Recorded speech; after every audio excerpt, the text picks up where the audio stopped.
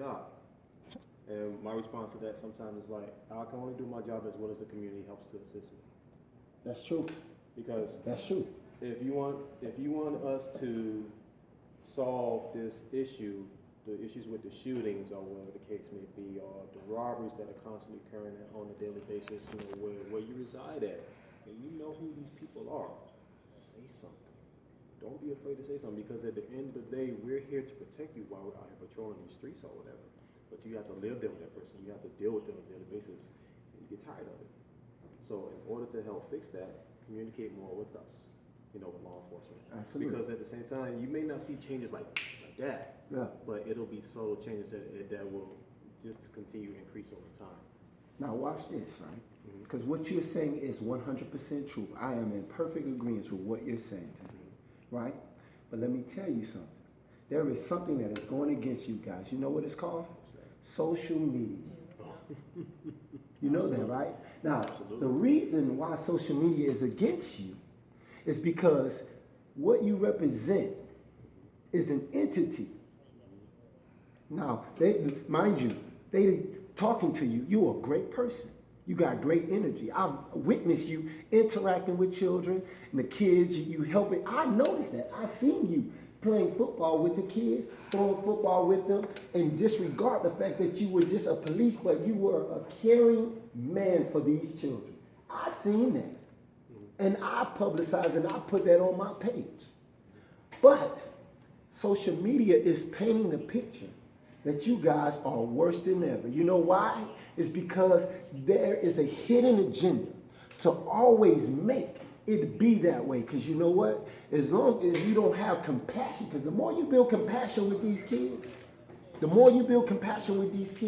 and you're around them and you're helping them, you're shaping them, you're molding them, you know what's going to start happening? The jail's going to find itself having less and less kids and less in there. And you know what? That business is going to go down. So as long as they keep the feud between law enforcement and the regular civilians, then that would mean that that is security for their money. Financial security. So when we sit around and we have conversations like this, and we make it personal, to where, yes, you can trust certain officers. Now, mind you, there are some corrupt officers. Trust me, I know. And my mom would sit around and tell me a whole bunch of stories about different things going on in the department, to where my mom could have been the chief deputy or whatever, because she was constantly getting, people was like, you need to be promoted. But because she didn't want to deal with the corruption, is the only reason why she wasn't. My mom got standard everything. And everybody knew her and they loved her within the community. And she patrolled in her own community in Carroll City. Nice. So you know what? She knew a lot of the people that she knew who was supposed to be there, that wasn't from that area, who came from other side, that was committing trouble. She would lock them up quick and send them over there. You're not even supposed to be over here. You have no intentions but doing wrong. You thought about coming over here to do the wrong that I just caught you doing. And see, it's not in their minds to trust and believe that really it's about you helping them. That's what's being programmed. They putting killings of cops. Come on now. Yeah, you are a cop, but mentally to your subconscious thought. If you just go on World Star and you just see, what is his name, Eddie Gray and all of these people, you seeing this. Because mind you, your mind is not programmed to know what's real or what's fake. It's just programmed to know what's real. And you seeing this. That's traumatic to your subconscious thought. So every time you see an officer, you're going to perceive it that way. And it's been back to back to back, back to back to back. It's not even a month go by where something coming up, where something pertaining to a police officer.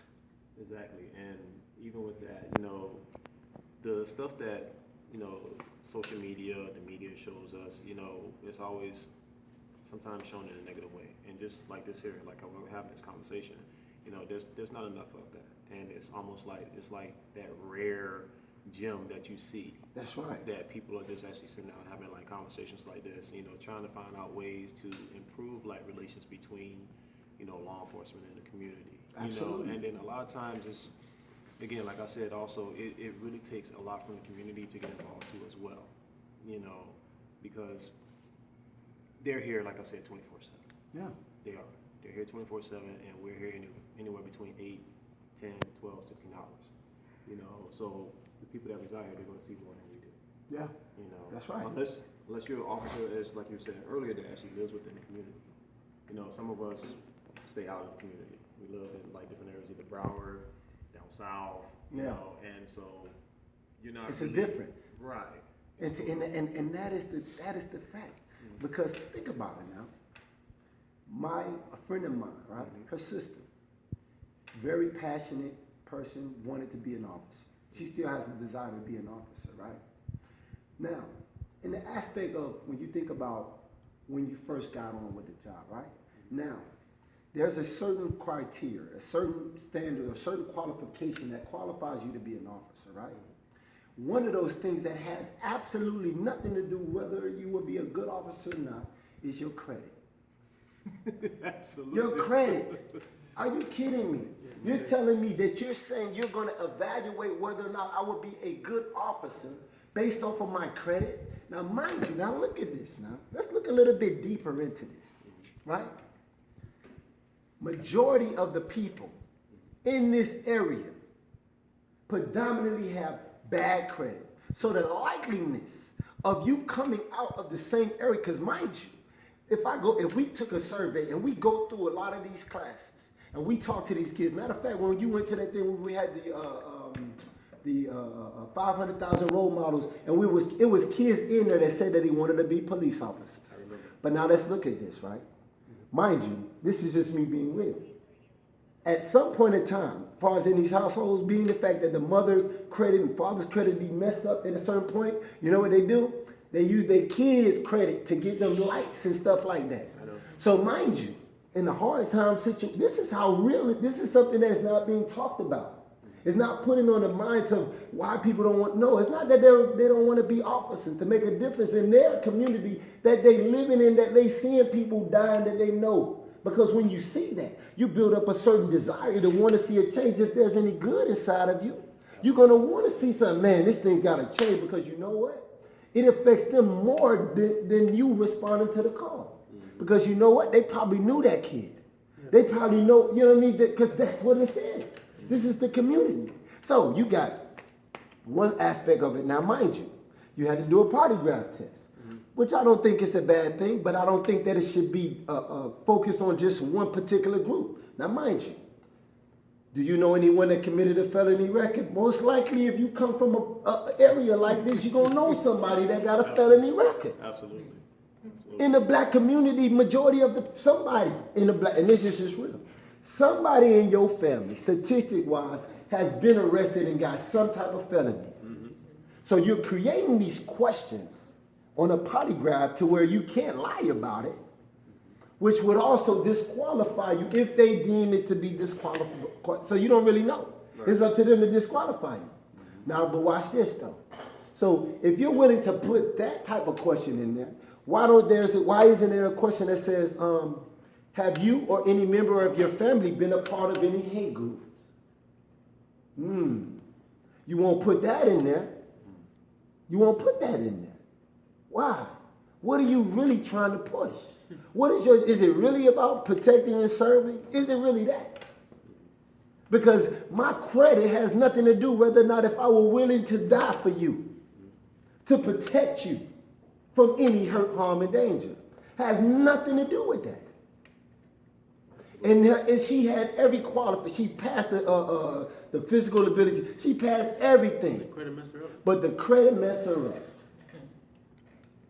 At the end of the day, the credit score doesn't determine if you're going to be a good officer or not. It don't have nothing to do with that. Because you know what? At the end of the day, when you go to the doctor and you can't pay, why you can't pay? Because you don't got the money. You don't got the money. Exactly. Think about it. If you had money, it'd be a lot easier to take care and won't be in debt to where your credit won't be messed up. Now you pushing towards wanting to be better. Now, mind you, think of the psychological aspect of it. You went through everything. You happy? Yeah, I did everything. I put all my effort. I'm about to get this job. Oh yes, Lord, thank you. Just to come out to find out that your credit. Think about the psychological part that it can really. Now, mind you, if you're not a strong-minded person, to get to that point. That will break you down. Especially if this is. Come on. And then you compassionate to want to do that. Exactly. You want to do it. Because to go through all of those steps, you had already made up in your mind that this is what I want to do. But something as simple as a credit score is the only thing. And mind you, at the polygraph, you went through all of that to where you probably thought the polygraph was more harder than any part of the test. Then you nervous. Some people even go prepare for that. To prepare, to take they will pay $500, $600 just to prepare for the polygraph. You passed that to come out. Unfortunately, ma'am, we can't hire you, and the reason why we can't hire you is because of your credit. Are you kidding me? You start scratching your head like. Really? Now, mind you, it's going to take a while for you to even allow that to seep into your mind because you're like, credit? And then it's going, like, what does credit have to do with it? What? But this is what we're dealing with, though. Yeah. This is what we're dealing with. And it's an epidemic. And these are the little things, when it got a lot of little things adding up, that makes everything be impacted in some way, shape, form, or fashion. Absolutely. And she's a mother with a child. But you know what? That system has no feelings. That system has no type of compromise or understanding for what she was going through before that time. Doesn't care. But it's in place to regulate rules based off of what? What is it? What is your agenda? What are you trying to tell me by saying of all things? This is the very one thing that's stopping me from having a life-changing opportunity, great benefits, thinking about a future, thinking about retirement, something that I can actually be proud of. Because being a law enforcement is a proud job to have. Because you, in your mind, it's like, yes, I'm going to protect people. It's almost like a modern day Superman. Especially if you grew up in a kid. I used to do that too. With my cousin, Cops and Robber. Those were probably one of the first games you play as a child. Yeah. Cops and Robber. I'm going to lock you up. You bad man. You know what I mean? You're going to jail. These are and a lot of these kids do that. Yes. Hey. A lot of these kids do that. But this is the thing, though. If we continue to allow things that we know are wrong and choose to do nothing, like I said before, we are also accountable for it. But the thing that needs to be done all collectively is unification. Absolutely. Because off of the principle in which this country was established on, it says, united we will stand, and divided we will fall. And right now, as we look around all across the board, we are falling. We are falling. And we are allowing for people that have no care and concern about us. You know how? You know why? Even from the aspect of what they're allowing to be regulated for food that we eat. They're putting things in our food that is harmful to our body, that is giving us cancer, that is giving us high blood pressure, that is giving us diabetes. And it's regulated. Then they're making it a requirement for you to get health care insurance rather than allowing for health care to be free. Because you know what? You got the money. You know how you know you got the money? Because you went to a place that has nothing to do with us, with a war that you pay $1 trillion. Do you know what $1 trillion would do? $1 trillion of worth of health care? Think about what that would do. Or is it just because you really don't want people to be healthy? Or is it because the pharmaceutical people, that the companies are really the ones who really running it? Because you know what? They still are eating. They give you one drug, you take it, you got to take another drug to counteract that drug. And you know why it personally affects me? It's because I experienced my grandmother go through that. When you know, now mind you, we got all the knowledge to go to outer space. That takes some brain power. Building satellites, water cars, all these different things that we have, building skyscrapers. You'd be like, man, How did they do that? You telling me man has that power in his mind, but can't really come up with a solution of how to treat cancer, how to treat diabetes,